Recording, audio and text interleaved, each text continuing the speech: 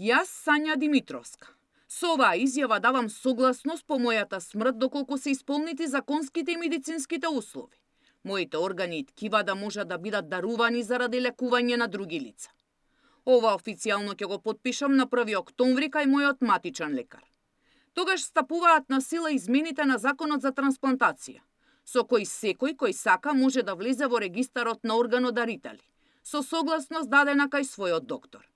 Надлежните уверуваат, нема да има никакви злоупотреби на личните податоци на граѓаните, а целата постапка ќе биде транспарентна.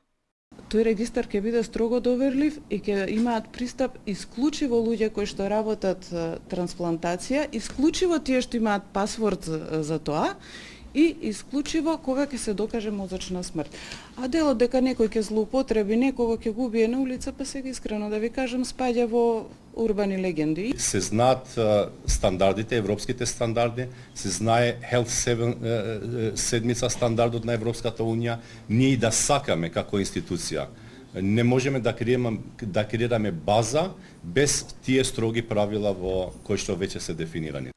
И додека долгорочно ќе се анализираат придобивките од доброволната согласност кај матичен лекар за донирање на органите по смрт.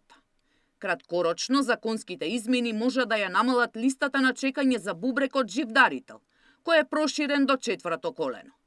Ако има прв братучет кој што е медицински компатибилен да биде донор и има волја, значи во областа на живо дарување очекуваме многу брзо да имаме зголемување на бројот на трансплантации.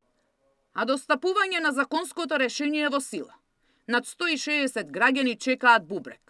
Повеќе од 30 имаат потреба од ново срце. 12 чекаат трансплантација на црн дроб и на 20 рожница. Сања Димитровска, Сител телевизија.